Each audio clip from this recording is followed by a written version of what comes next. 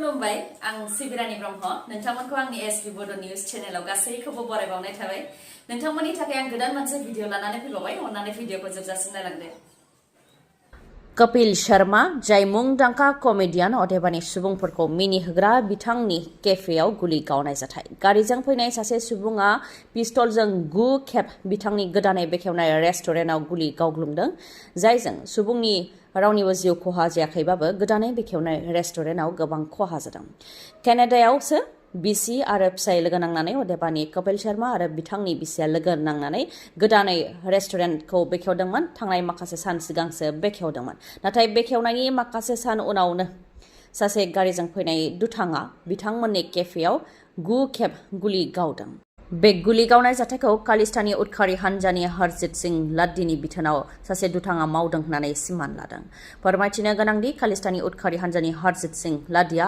एनआईएनि most wanted उदखारिनि मादाव सासे रिपर्टनि बायदिब्ला कपिल शर्माया मोनसे प्रग्रामाव बिथांनि हेंथा माखासे बिबुंथि होदोंमोन बेनि खिथेर लानो थाखायनो खालिस्तानी उदखारि हरजित सिंह लाद्दीनि बिथोनाव सासे दुथाङा कपिल शर्मानि गोदानै बेखेवनाय केफेआव गुलि गावग्लुंदों होननानै मिथिनो मोननाय जादों जाथायखौ लानानै नायबिजिरनाय हाबाया जागायबाय होननानैबो मिथिनो मोननाय जादों गेजेराव दान मोननैल' दंसै बिटिसि बिसायख'थिया खुंजानो बिसायख'थिनि थाखाय बिटिसिआव दुंहावबार सोर सोरनि लोगो आरो सोर सोरनि सुथुर बे समाव रावखौबो हमनो हाया आरो बिटिसिआव सोरनि सोरखार फैगोन बेखौ आन्दाज खालामनो हाया बा साननोबो हाया बिजेपि आरो इउपिपिएलनि गेजेराव हरखाबै गावस्रानाया बांदों ओजोंहाय बिजेपिनि बिस्वजित दैमारि आरो बिपिएफनि माखासे दैदेनगिरिफ्रा जयैनो जिरायनायनि नुथायाबो समाज बिजोङाव गोसारदों एनडिएफबिनि गायसनगिरि रन्जन दैमारिखौ लानानै प्रमद बर'आ 100 खेब राजखान्थि खालामनो थाखाय दिल्लीयाव थांदों होननानैबो अजद होयो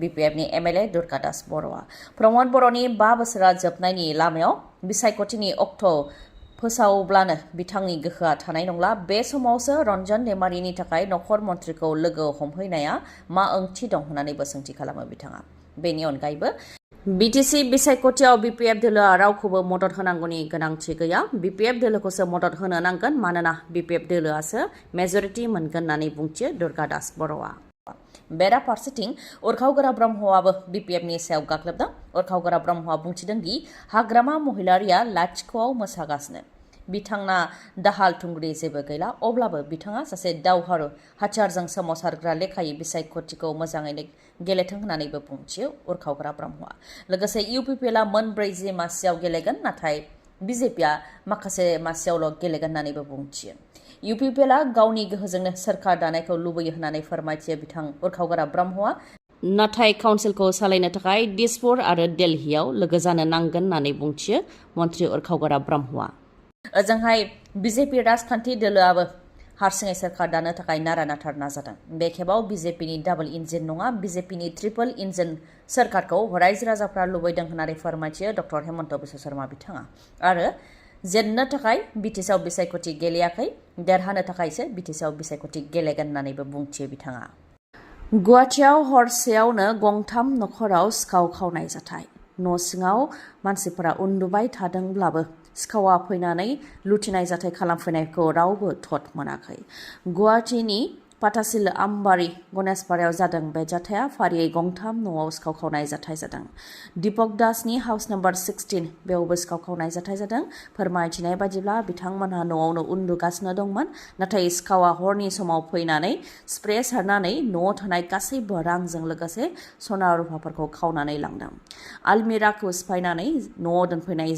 10 लाख रांजों लोगोसे न'आव थानाय गासैबो सना रुफाखौ लुथिनानै लांदों होननानै फोरमायथिदों ओंखाम संग्रानि खिरखिनि खिलि सिफायनानैनो सिखावफोरा न' सिङाव हाबदों बेनि उनाव गासैखौबो लुथिनानै लांदों होननानै फोरमायथिदों स्प्रे सारनायनि जाहोनावनो नखरनि सोद्रोमाफ्रा सिखाव हाबनायखौ जेबो थट मोननो हायाखै होननानै फोरमायथिदों दीपक दासनि न'आव सिखाव हाबनायनि अनगायैबो मनीष गौतम हाउस नम्बर 15 जाय न'खौ लुगासिनो दंमोन बेयावबो सिखाव हाबदों स्प्रे सारनायनि जाहोनाव लेबारफोरा जेबो थट मोनाखै होननानै फोरमायथिदों न'आ आबुं जायैखाय लेबारफ्रानो बेयाव हर थादोंमोन नाथाय स्प्रे सारनानै सिखावा हाबफैनायाव जेबो थट मोनाखै जाहोनाव लेबारफोरनि मबाइलजों लोगोसे जि एसे एनै रां दंमोन बेफोर रांखौ सिखावफ्रा लुथिनानै लानानै थांदों होननानै फोरमायथिदों। बेनि अनगायैबो गुबुन गंसे न'आवबो सिखाव हाबदों नाथाय रावबो सुबुङानो जेबो थट मोनाखै बिगोमाफोरखौ उल्थायै थाला मारिनानैसो सिखावा थांबाय होननानै फोरमायथिदों। हरसेयावनो गंथाम न'खराव सिखाव जादों गुवाहाटियाव।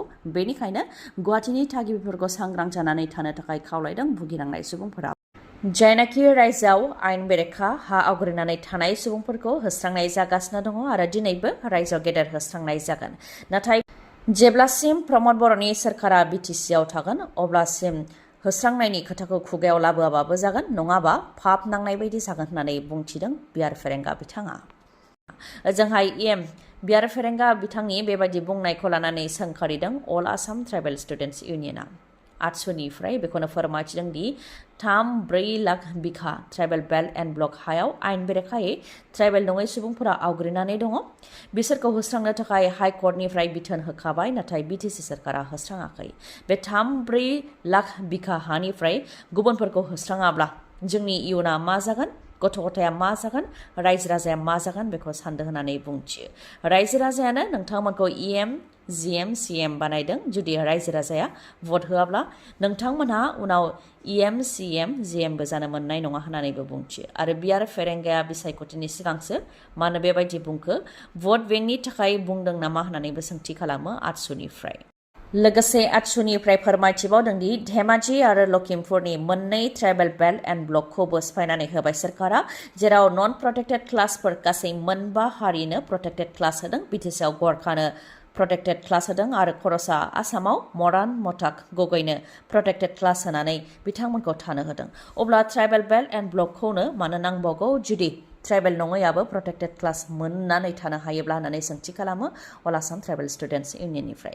बेबायदिनो हा हुनि जेंनानि अनगायैबो मंगलदैयाव थानाय आसाम स्किल इउनिभार्सिटियाव प्रफेसार आरो फरायसाफोरनि थाखाय दासिमबो एसटि रिजार्भ गैया। बेखौ लानानै अल आसाम ट्राइबेल स्टुडेन्टस इउनियनजों लोगोसे जनजाति सुरक्षा मन्चआ क'क्राझार डिसिनि गेजेरजों गोसोखां बिलाइ गथायदों। जानाय लोंनायाव भेजाल, मैगं थाइगंआव भेजाल, जायनि थाखाय बेराम आजारा सुबुंफोरनि देहायाव बांदों। बेराम आजार फाहामनो थाखाय हाथाय बाजाराव नंखाय मुलिबो बांदों आरो नंखाय डक्टरबो बांदों। बेफोरखौ नोजोर होनानै नंखाय मुलि फाननायखौ बाजाराव हमनायनि उनाव दा नंखाय डक्टरनि हेंथायै सेबनाय जागासिनो दङ रायजोआव। थांनाय साननैयाव 4 नंखाय डक्टरखौ हमदों रायजोआव। आसाम मेडिकेल काउन्सिलआ बेनि सायाव सांग्रां जादों। रायजोनि दाब दाब जायगायाव नंखाय डक्टरनि हेंथायै सेबनाय हाबाखौ मावगासिनो दङ बिथांमोनहा। आसाम मेडिकेल काउन्सिलनि बानजायनायाव थांनाय साननैयावनो 4 नंखाय डक्टरफोरखौ हमनो हादों आरो थांनाय जानुवारि दान 2025निफ्राय दासिम 10 नंखाय डक्टरफोरखौ हमनो हाबाय होननानै फोरमायथिदों। हमजानाय डक्टरफोरनि मादाव अमरज्योति नाथ, जायखौ जरहाटनि बाहाना तिनियालिनिफ्राय हमदों, अशोक कुमार गगै जरहाटनि जेल रडनिफ्राय हमदों, पंकज दास बिथांखौ जक्लाबन्दानि साख'नि साहा बागाननिफ्राय हमदों, बिमल सूत्रधर बिथांखौ जुरियानिफ्राय एरेस्ट खालामदों, आब्दुल वाहिद बिथाङा दाखारनानै दङ। बिदिनो गासै 10 नंखाय डक्टरफोरखौ हमबाय। खायफा नंखाय डक्टरफोरा थांनाय 3 बोसोरनिफ्राय, खायफाया 4 बोसोरनिफ्राय आरो खायफाया 8 बोसोरनिफ्रायनो नंखाय डक्टरनि डिग्री लानानै प्रेक्टिस खालामबोगासिनो दंमोन। नाथाय आसाम मेडिकेल काउन्सिलनि गोख्रों जानायाव दा रायजोनि दाब दाब जायगानिफ्राय नंखाय डक्टरनि डिग्री लानानै बेरामिफोरनो मुलि हरनाय आरो बेरामिफोरखौ नंखायै ट्रिटमेन्ट खालामबोनायफोरनि हेंथा सेबदों।